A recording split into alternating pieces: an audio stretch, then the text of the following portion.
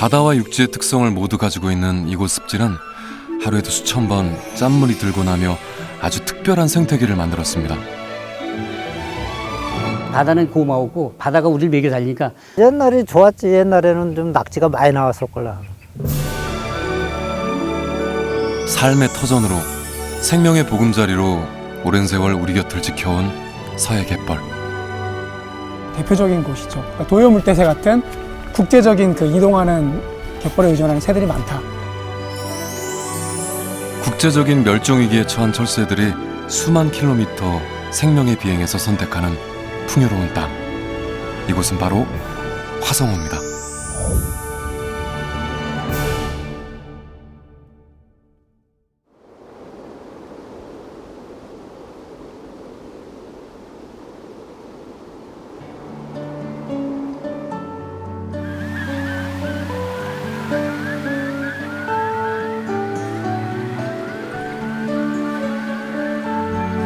이곳은 화성호를 중심으로 형성된 화성습지입니다.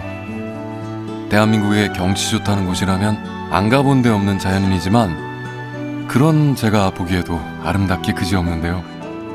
그런데 저만 그렇게 생각하는 건 아닌가 봅니다. 아름다운 천혜의 자연환경을 귀신같이 찾아내는 또 다른 눈. 네, 바로 이 녀석들이죠. 국제적인 멸종위기종인 알라꼬리 마더요는 번식과 월동을 위해 시베리아와 호주를 오가는 13,000km의 비행 경로 사이 화성습지에서 생명의 휴식을 취합니다.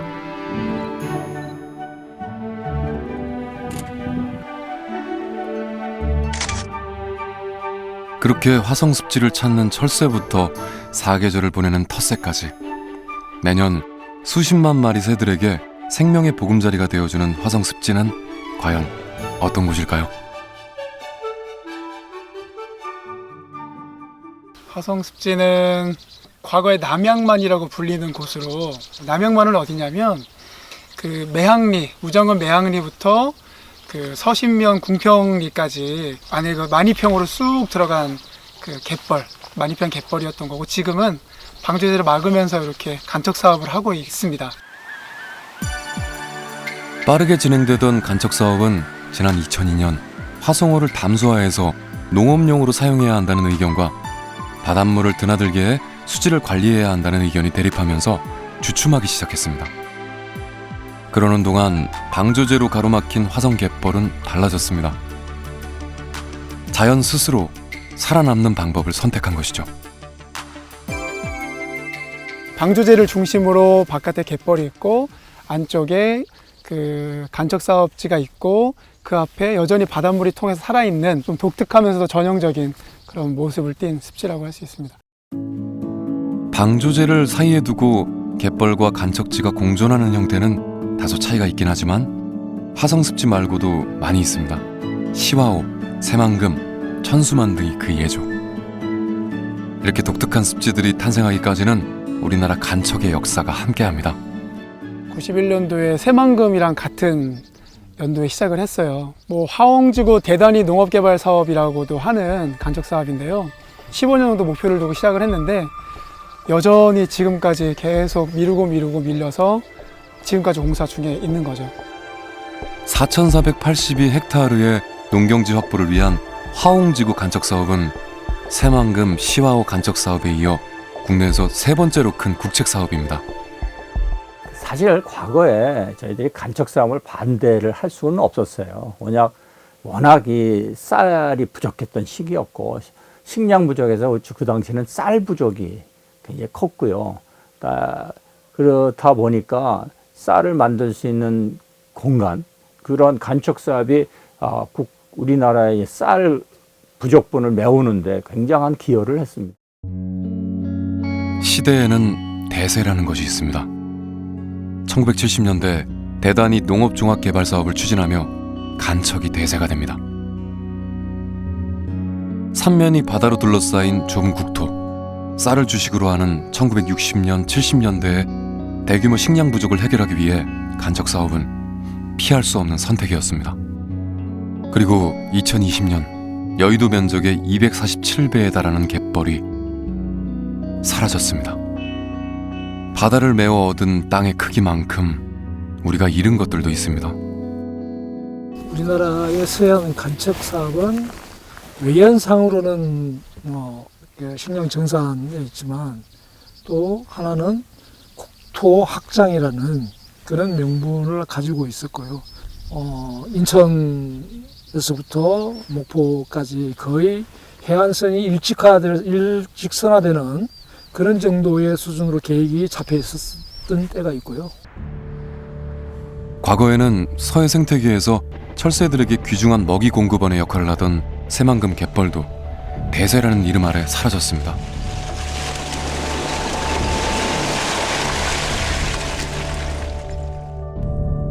새만금이 간척에 적합한 조건을 충족하고 있었기 때문이죠. 특히 새만금인 경우에는 만경강 동진각이 담수량이 굉장히 적거든요. 그래서 그러면서 조차는 굉장히 큰 곳이에요. 그러다 보니까 바닷물하고 담수가 완전히 섞여서 완전히 섞인 상태로 오히려 바다가 강하게 쭉 밀고 올라갔다 내려갔다 하는 거리가 30km가 넘었거든요. 수심이 낮아 햇볕이 잘 들고 영양분의 공급이 원활해서 전라북도 인근 해안 어패류의 산란 장소로 꼽혔던 새만금. 생명으로 가득했던 새만금 갯벌과 함께 철새들의 군무도 사라졌습니다. 사실 우리나라 서해안 갯벌 같은 경우에는 황해 생태권에 있어서 아주 중요한, 국제적으로 중요한 갯벌 지역이었지만은 지난 20년에서 30년 사이에 대규모 간척 사업으로 인해서 거의 대부분 중요한 지역들이 사라졌다고 볼 수 있습니다. 새만금 방조지 남단의 새만금 기념관에서 서쪽으로 변산 해수욕장까지 이어지며 아주 작은 규모의 갯벌들이 남아있긴 하지만 더 이상 이곳에서 수만 마리 철새들의 군무는 볼 수 없습니다.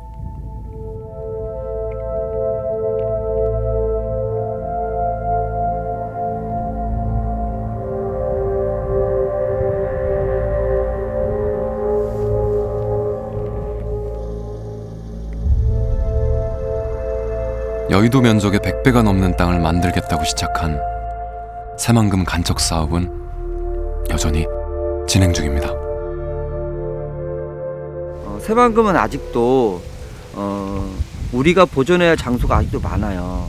과거의 갯벌이 가지는 도요새를 떠나서라도 그 풍요로웠던 그리고 생명력이 가득했던 모습은 지금은 찾아볼 수는 없죠.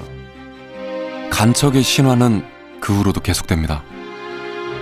1992년 첫 삽을 뜬 인천국제공항 역시 생명력 가득했던 갯벌에 만들어진 매립지 위로 세워졌습니다. 영종도는 원래 그 인천공항 계획이 세워지면서 영종도, 용유도, 삼목도 그리고 신불도 이렇게 그 네 개의 섬이 하나로 합쳐졌죠. 실질적으로 삼목도, 신불도 그리고 용유도는 거의 갯벌로 이루어져 있었기 때문에 당시에 제가 알기로는 그 갯벌 매립 면적이 약 한 45평방킬로미터 정도, 91년서부터 2001년도까지 약 10여 년에 걸쳐서 이제 매립 공사가 진행이 되어서 하나의 지금 인천공항이라고 하는 시설이 이제 나타나게 되었죠. 12년 연속 세계 공항 서비스 평가 1위. 세계 최고의 국제공항을 얻는 대신 우리가 잃은 것은 무엇일까요?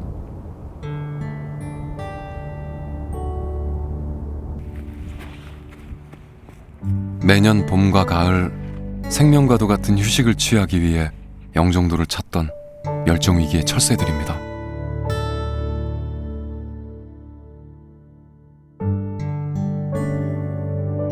지금 우리가 있는 이 지역, 영종도 갯벌 지역 같은 경우는 국제적으로 이동하는 도요새들에게 아주 중요한 그런 갯벌 지역이었습니다. 한강하고 생태계에 포함되어 있는 이 지역들은 이동 시기에 수십만 마리의 도요새들이 모여들었던 중요한 곳이라고 볼 수 있습니다.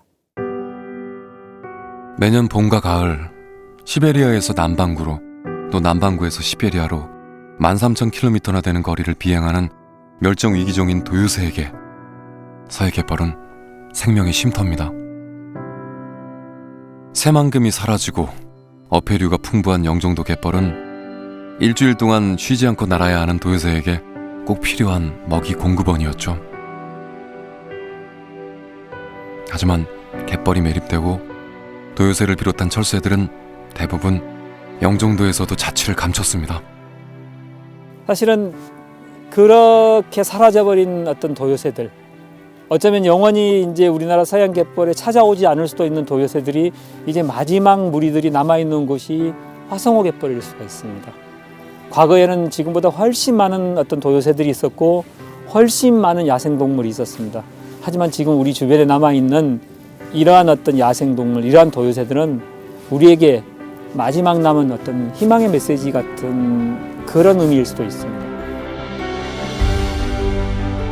화성호를 중심으로 형성된 화성습지는 새만금뿐 아니라 영종도 습지가 사라진 후 갈 곳을 잃은 철새들의 마지막 생명의 땅입니다.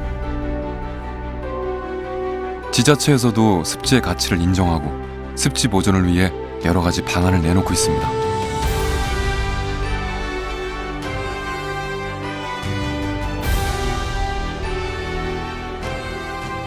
저희는 화성의 습지를 보호하기 위해서 습지를 남사르 습지 사이트에 등재하는 게 매우 중요하다고 생각합니다.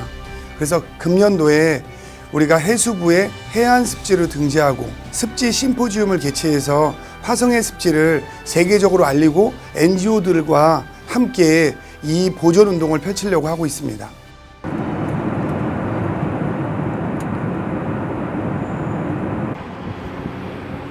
일찍이 습지의 가치를 인정하고 보존에 힘써온 호주.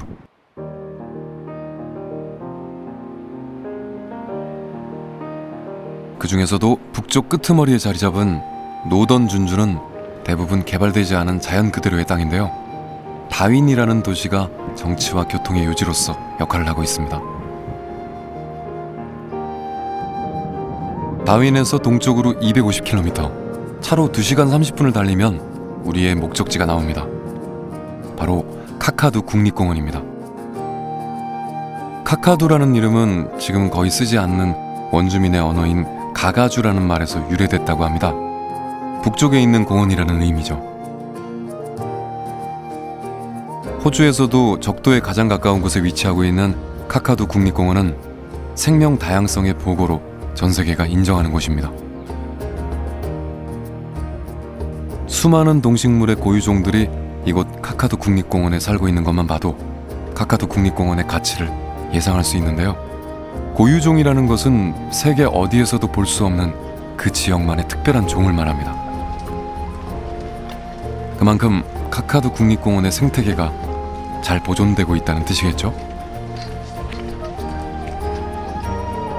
아름다운 자연과 희귀한 동식물을 직접 보기 위해서 해마다 전 세계 18만 명이 넘는 사람들이 이곳 카카두 국립공원을 찾고 있습니다. 우리나라의 서해안을 거쳐간 철새들이 호주에서 머무는 장소 중에 하나이기도 합니다. Kakadu National Park is Australia's largest terrestrial national park. It's just under 20,000 square kilometers in size. We usually say it's roughly the size of a small European country.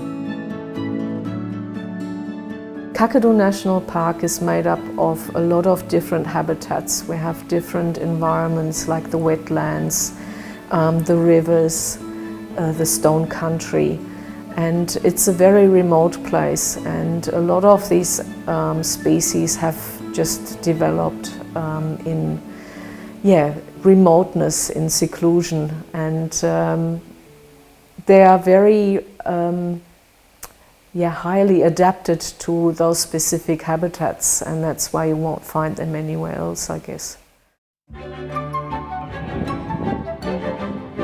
카카두 국립공원에는 셀 수 없이 많은 종의 동식물들이 살고 있습니다. 그 중에서도 새들의 천국이죠. 우리나라 서해안을 거쳐간 철새들이 월동을 위해 호주에 머무는 장소 중 하나이기도 합니다. We have about a third of all Australian bird species here in Kakadu. There are so many species that aren't even described yet. They still keep finding new ones. 카카두 국립공원이 이렇게 있는 그대로의 자연을 지킬 수 있었던 건 그들만의 특별한 관리 방법이 있기 때문인데요. 환경을 파괴하지 않고 지속 가능한 방법으로 자연과 함께 살아온 카카두 지역의 원주민들이 카카두 국립공원의 안내와 관리에 참여하고 있기 때문입니다. 유람선을 타고 국립공원을 돌아보는 이 코스의 안내도 원주민이 맡아 하고 있습니다. My name's James. I'm a local Binning man here. Lived and grown up in Kakadu all my life. Tour guide for the Yellow Waters boat cruise. 카카두를 가장 잘 아는 사람들이 카카두를 지키고 있는 셈이죠. So right here we're at Yellow Waters, the world famous Yellow Waters Billabong here in Kakadu, one of Australia's largest national parks. You'll find lots of wildlife, hundreds of different types of birds, over 50 types of fish. We also have a lot of introduced species like the water buffalo, which you saw, and some wild horses, which are all been introduced lately and classed as feral animals. 원주민들과 고유의 동식물들이 함께 살아가고 있는 카카두 국립공원. 그런 모습이 관광객들에게는 어떻게 보일까요? Why you came to Kakadu National Park? We decided on a family trip to Kakadu. National parks are an amazing thing for any country. It's a great place for animals and plant life to thrive and survive. It's if I was an animal, I'd love to live here. 카카두 국립공원의 원주민 안내자들에게는 동식물에 대한 전문적인 지식은 기본이고 이곳에서 나고 자란 사람이 아니면 알 수 없는 옛 이야기들도 들을 수 있습니다.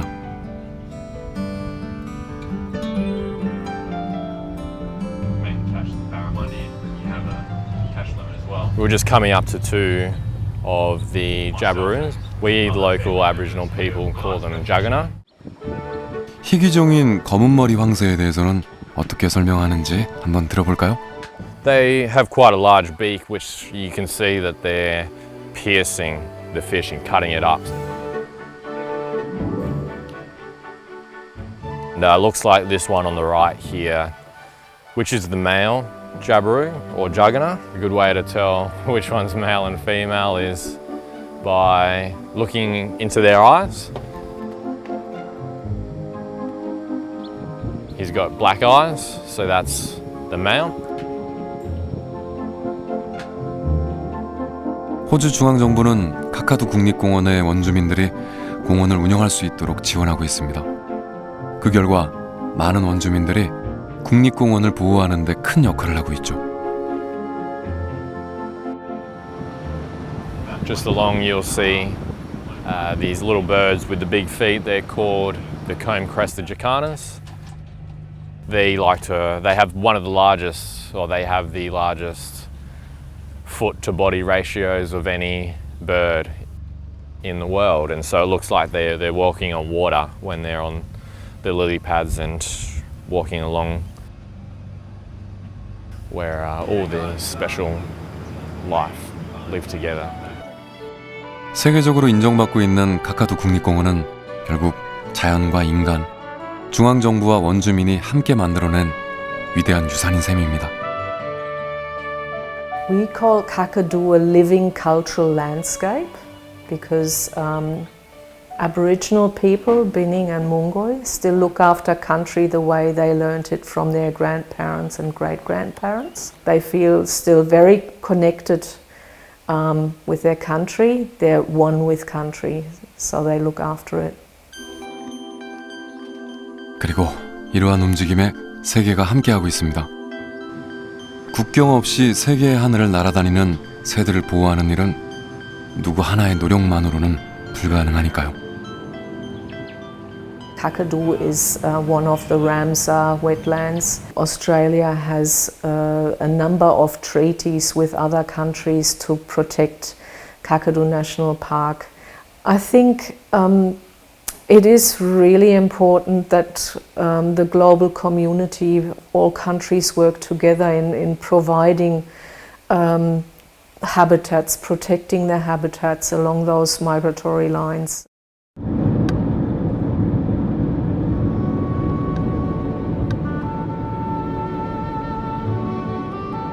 철새들이 겨울을 나는 월동지로 대표격인 호주는 이러한 움직임에 앞장서고 있습니다.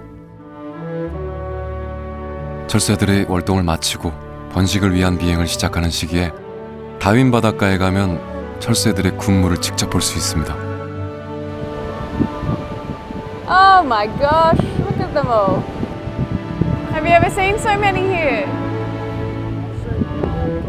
호주에서 출발해 시베리아까지 13,000km를 먹지도 자지도 않고 날아가는 도요새들.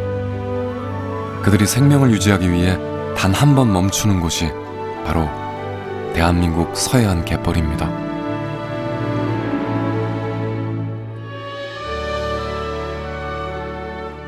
Hi, I'm Amanda Lillyman and I work at Charles Darwin University for the Threatened Species Recovery Hub on a project called the Strategic Planning for the Far Eastern Curlew by attaching GPS tracking devices to the bird. 이번 연구는 알라꼬리 마도요를 위한 건데요. The Far Eastern Curlew is globally endangered and its populations have declined over the last 30 or so years because of a loss of habitat through tidal reclamation. So mostly in Eastern Asia in the Yellow Sea region where the majority of the species population flies through during its migration on both its northward and southward migration. 알라꼬리 마도요는 화성 습지와도 관계가 깊죠. The Eastern Asia Yellow Sea region is the most important area for the Far Eastern Curlew in the East Asian Australasian flyway. And that's because the bird is stopping there to refuel during its long distance migration. So this bird will fly 9,000 kilometres from its breeding grounds to the non-breeding grounds. So it needs this life source of food and space available for it to fatten up.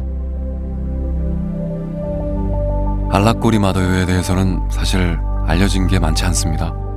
시베리아에서 번식을 하고 호주 등 남반구 따뜻한 곳에서 월동을 한다고는 하지만 어떤 경로를 통해 이동하는지, 어디서 번식을 하는지 정확한 경로와 장소는 아직 밝혀져 있지 않죠. 아만다의 연구팀에서는 알라꼬리 마도요의 이동 경로를 정확하게 밝혀서 종을 보호하는 데 도움이 되도록 할 예정입니다. 하지만 이게 생각보다 어려운 일입니다. 예민한 새를 잡아서 GPS를 장착하면 자칫 스트레스로 인해 이상 행동을 보일 수도 있기 때문이죠. 모든 과정 하나하나에 신중을 기하고 혹시 모를 사고를 방지하기 위해 다양한 방법을 연구한 끝에 지금의 방법을 찾아냈습니다.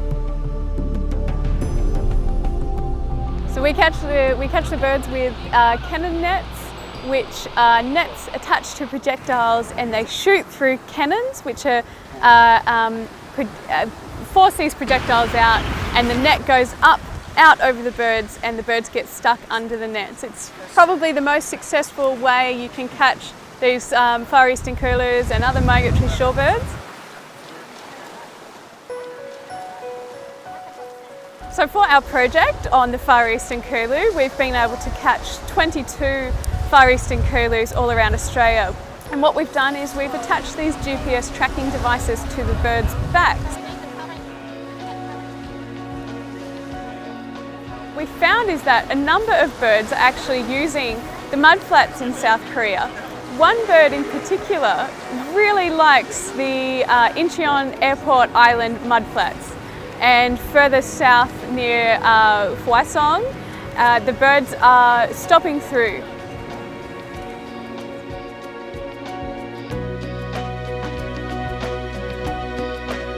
우리는 습지에 대해 아직 모르는 게 더 많습니다. 그런 습지가 얼마나 큰 가치를 갖고 있을지 예단한다는 것은 어쩌면 무모한 일일지도 모릅니다. People say how much value you put in these wetlands. How can you put a dollar value that something is so beautiful? Something that provides shelter to migratory birds. Something that provides a a very rich resource to plants and animals for us to enjoy today and possible to discover things tomorrow.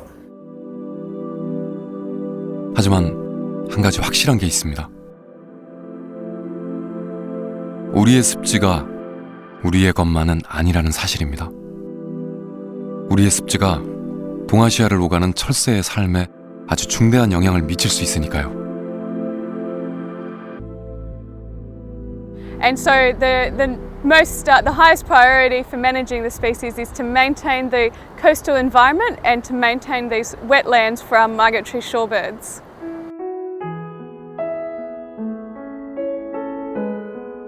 바다와 육지의 생태를 모두 품고 있는 신비의 땅, 연안 습지. 이제 습지를 바라보는 시각이 달라지고 있습니다.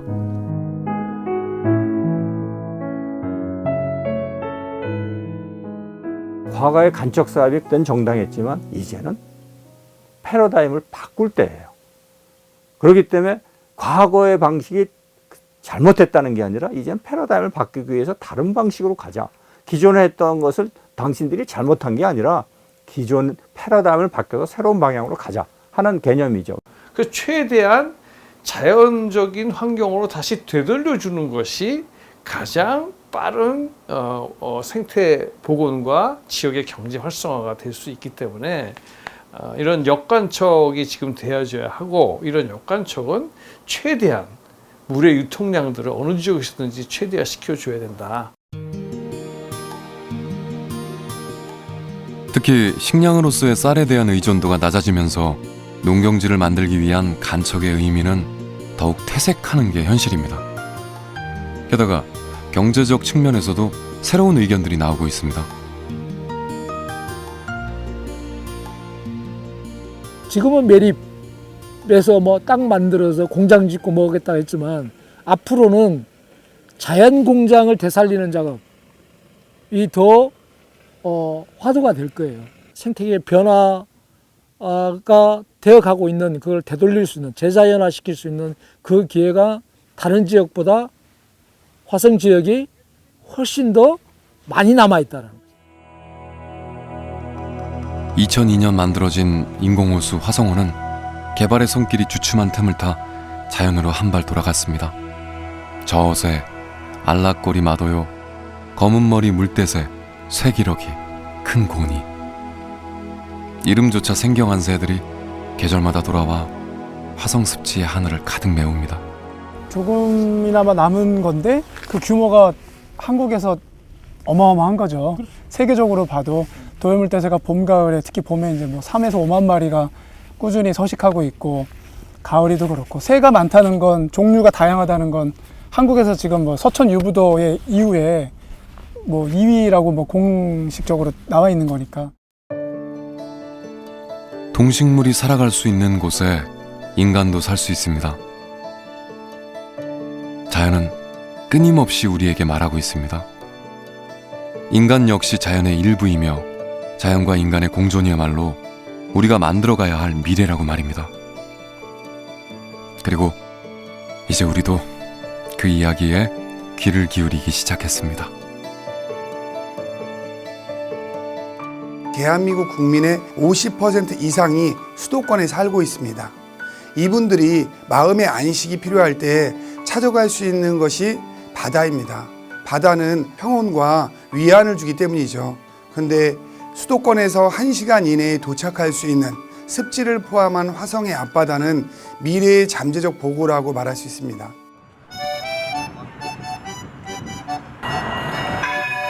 국토의 절반이나 되는 지역이 해수면보다 낮은 곳에 위치한 나라를 아십니까?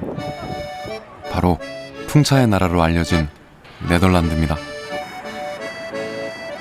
나라 이름 자체가 낮은 땅이라는 뜻을 가질 만도 하죠. 물이 많다 보니까 원예 사업이 크게 발달한 아름다운 나라에서 물 다음으로 흔한 게 바로 습지입니다. Nou, je moet je voorstellen dat de helft van Nederland onder water, beneden het zeeniveau zit. Dus wat dat betreft is het ontzettend belangrijk dat we dat land, het westelijke deel van Nederland, waar ook de meeste industrie en de economische kracht zit, dat we dat goed beschermen. Dus daarvoor hebben we dijken nodig. En we hebben ook door de bevolkingsuitbreiding hadden we vroeger ook behoefte aan meer land. Dat heeft ook geleid tot inpoldering van land. Het belangrijkste erbij was. 어쩌면 삼면이 바다인 우리나라보다 땅의 소중함이 더욱 절실했을 네덜란드는 국가적 차원에서 대대적인 간척 사업을 계획합니다.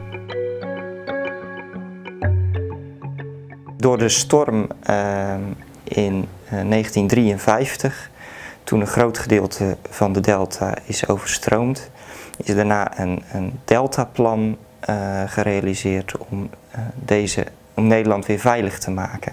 En als onderdeel daarvan is er een stormvloedkering aangelegd en die kan de Oosterschelde afsluiten. 자연재해를 방지하고 농경지를 확보하기 위해 시작한 간척 사업은 성공적이었습니다. 경험이 누적되면서 네덜란드의 간척 기술은 나날이 발전했습니다. 제방의 길이나 경고함 등에서 따를 나라가 없었죠. En hier zijn dus in 3 delen zijn daar sluizen om de Oosterschelde open of dicht te zetten. Dat is de Oosterscheldekering. En die kering die laat dagelijks 2 keer 800 miljoen kubieke meter water in en uit. Die kering staat open, zodat daar dagelijks hier het water omhoog en naar beneden komt. Het is een intergetijdengebied. 해수 범람을 막기 위해 바다 위에 방조제를 쌓았던 간척의 나라 네덜란드. 하지만 수질오염 등 문제가 심각해지자 방조제를 열어 해수를 유통시키고 한 단계 더 나아가 간척지를 습지로 복원하고 있습니다. Dit is de Oosterschelde, het is nu laag water. En wat we hier zien is een serie aan inlagen die eigenlijk tussen de Oosterschelde en de landbouwgronden in ligt. In de tijd dat dit land werd geclaimd van de zee, werd deze dijk aangelegd. Die was toen nog niet zo hoog, maar deze dijk werd aangelegd. En omdat in die tijd dijken vaak faalden en doorbraken, legden mensen een extra dijk erachteraan. En de grond die ze gebruikten voor die tweede dijk, die werd tussen de 2 dijken vandaan gehaald. En dat zijn dus altijd laag gelegen en natte gebieden geweest. En die natte gebieden die zijn nu bijna allemaal natuurgebieden. 세계 최고의 기술로 쌓은 제방을 스스로 무너뜨리는 네덜란드. 과연 그들에게 무슨 일이 있었던 걸까요? 습지 복원의 가장 성공적인 사례로 꼽히는 워터두넨에서 그 이유를 찾아봤습니다. Het belangrijkste was in het begin de waterveiligheid. Wij hebben in Zeeland veel kustlijn, die moeten we beschermen. We moeten het achterland beschermen tegen het water, wat soms hoog kan opkomen. Dat was het eerste doel. Het tweede doel was dat wij de vogelsoorten wilden helpen in dat gebied. Waterdune ligt aan de onderkant van de Westerschelde. En dat is voor heel veel vogelsoorten een rustplaats voordat zij de oversteek maken. En tenslotte wilden we ook een economische ontwikkeling geven aan het gebied. Het is een gebied in Zeeland wat meer achteraf ligt. En we wilden het toerisme echt een impuls geven. 워터두넨 사업은 해수를 유통시키는 것에서 한 발 더 나아간 습지 재자연화 사업입니다. 자연과 인간, 경제적인 측면 모두에 치우침이 없도록 오랜 기간 각 이익단체와의 충분한 소통을 통해 사업의 뼈대를 만들어냈습니다. Het is niet voor de natuur dat het hier gedaan is, maar de dijk versterken kon niet naar de buitenkant, dus je moest naar de binnenkant toe. Dat betekent dat de camping toch veranderd moest worden. En dan kan je beter ook voor de camping een mooi gebied maken dan dat het gewoon keiharde dijkversterking is. En dan heb je alleen maar dijk en dan heb je een camping erachter en die mensen kunnen nergens naartoe. En nu in een natuurgebied kunnen de mensen ook in een natuurgebied komen recreëren. Dus dat is heel belangrijk. Het is niet alleen natuur, maar het is ook recreatie.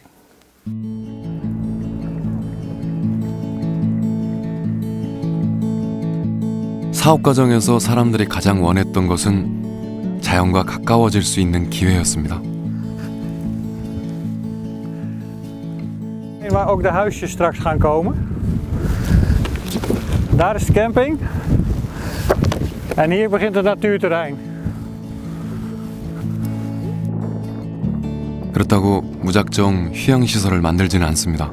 인간과 자연이 서로에게 피해를 주지 않고 어울릴 수 있도록 첨단의 기법으로 시설물을 만들고 있죠.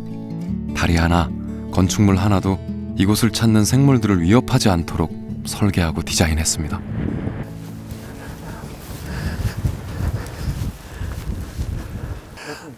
Deze bruggen zijn speciaal ontworpen dat als je door het natuurgebied loopt langs de vogels heen, dat de vogels je eigenlijk niet zien. Want het silhouet van de mens is er niet. Maar als je zo loopt, dan zie je wel het gebied. Dat zorgt ervoor dat de vogels heel dicht, niet verstoord worden, heel dichtbij kunnen komen en dat iedereen hele mooie foto's kan maken van de vogels. 단순히 습지를 살리는 게 아니라 복원된 습지의 자연과 철새들을 사람들이 보도록 하는 게 목적입니다. Ik ga de vogels bekijken aan alle kanten. Hier komt het licht natuurlijk doorheen. Oh, wel heel veel. 어떤 풍경이 펼쳐질지 기대가 되는데요. Als je hier doorheen kijkt, zo, dan zie je van dichtbij komen de vogels. 간척지였을 때는 볼 수 없었던 아름다운 자연이 작은 창문을 통해 한눈에 들어옵니다.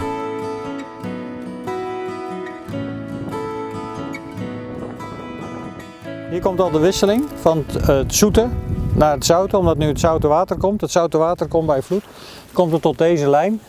En hier staat al de eerste zoute vegetatie. En dat heet zeeaster. Dat kan je de blaadjes eten. Maar bij vloed dan zie je ook hier het randje weer van spoelen. Dus dan zie je dat er een enorm gebied iedere keer 2 keer per dag overstroomd wordt met zout water. En dat geeft schorren en slikken. 사라졌던 바다 식물들이 다시 눈에 띄고 멸종 위기의 생물들이 하나둘 모습을 드러내기 시작했습니다. 물이 드나들면서 만들어낸 기적과도 같은 일입니다. Aan de buitenkant, we staan bij de Getuidendijker en hier komt het 2 keer per dag gaat de vloed in en uit waterdunen. We hebben hier hele hoge stroomsnelheden, daarom is het van beton gemaakt, maar hiermee wordt het zoute water in het natuurgebied gebracht.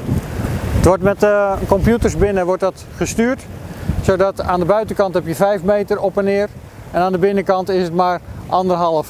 En op die manier hebben we het getijde wat buiten is in een gedempte vorm aan de binnenkant.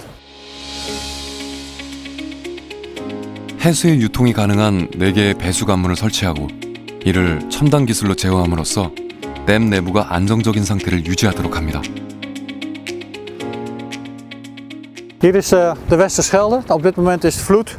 En bij hoogwater gaat hier het water naar binnen toe, naar waterdunen. Het gaat door de duiker heen en het stroomt daar waterdunen in. En op het moment dat het buiten eb wordt, dan gaat waterdunen weer leeglopen. En op die manier hebben we een natuurgebied. Vlak buiten hier in de zee is een hele diepe vaargeul. Daarom kon de dijkversterking niet naar buiten toe en moest die landinwaarts en vandaar het plan waterdunen. 습지를 복원해 관광 자원으로 활용하는 게 더 가치가 크다는 인식의 변화가 이 사업의 근간이 됐습니다. 하지만 모두 같은 생각은 아니었죠. Ik kan me voorstellen dat je als overheid die erover gaat, of dat nou een gemeentelijke of regionale of landelijke overheid is, dat je een visie hebt. Dat je een droom hebt waar je naartoe wil gaan met natuurontwikkeling. En dan kijken van nou, wat past er dan vanuit dat gebied, wat past er bij die visie?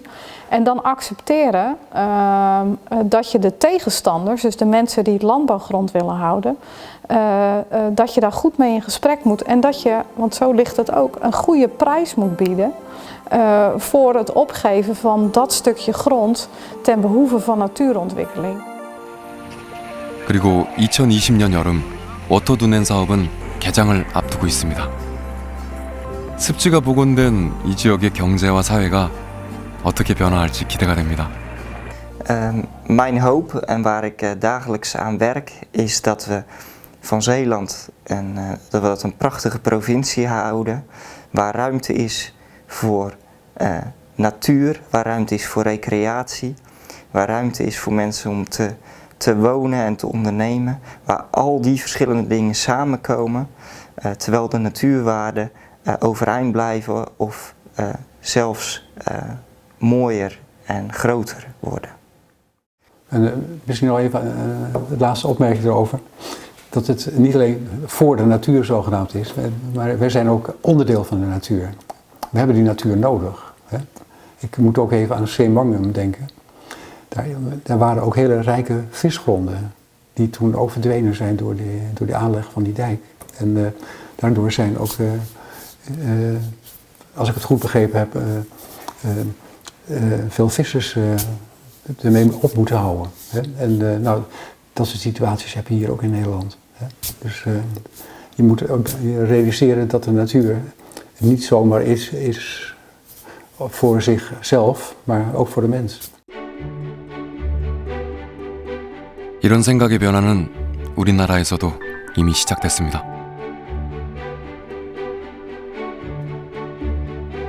간척 사업이 가장 활발했던 서해안 지역들이 이러한 변화의 선두에 서 있는데요. 서해안의 간척지를 갯벌로 되돌리자는 갯벌 복원 사업이 바로 그것입니다. 그 말 그대로 현명한 이용, 미래적이고 환경적으로 어떻게 이용해야 되냐. 그리고 우리 세대가 아니라 미래 세대가, 우리 후손들이 어떻게 이 땅을 이용하고 그리고 이 자연과 더불어 이것을 살아갈 것인지를 고민을 할 수 있도록 다시 한번 설계하고 재자연화하고 그런 거를 좀 고민할 때가 화성역이다. 내륙 하천과 바다가 만나는 곳. 궁평리와 매양리 사이 바다를 방조제로 가로막아 만든 1730헥타르의 인공호수와 4482헥타르의 농경지. 국내에서 세 번째로 큰 국책사업인 화홍지구 간척사업으로 형성된 화성호가 재자연화의 가능성이 더 크다고 판단하는 이유는 무엇일까요? 이 화성 지역은 주변에 뭐 시아오든 뭐 아산만이든 평택 공간 남항만 이렇게 다 잘려져 왔잖아요. 그런데 이제 공사가 완성된 데고 화성호 여기는 아직도 진행형이에요. 그래서 지금이라도 옛날에 기억했던 생물종이나 문화를 조금이라도 남길 수 있는 아직 기회가 남아 있는 거죠. 간척과 갯벌을 바라보는 시선이 바뀌면서 잃어버린 갯벌을, 우리 곁을 떠난 해양 생물들을 되찾기 위한 움직임이 활발해지고 있습니다. 하지만 여전히 엇갈리는 의견들. 화성 습지가 성공적인 사례를 만들 수 있지 않을까요? 화성호는 여전히 살아있는 곳이고 여전히 우리에게 그런 숙제를 주는 곳이기 때문에 이미 간척 사업이 끝났기 때문에 포기한다가 아니라 우리가 지금 과거 20년, 30년 동안 간척 사업을 통해서 잃어버렸던 땅들, 그 땅에 대한 잃어버렸던 그런 자연 생태계 또는 잃어버렸던 지역 사회에 대한 것들을 후회하지 않게. 모든 시대에는 그 시대가 필요로 하는 선택이 있습니다. 한때 간척이 시대의 선택이었다면 2020년을 사는 우리의 선택은 과연 무엇일까요? 자연과 인간 모두가 더불어 행복할 수 있는 선택. 그 선택에 대한 질문은 이미 던져졌습니다.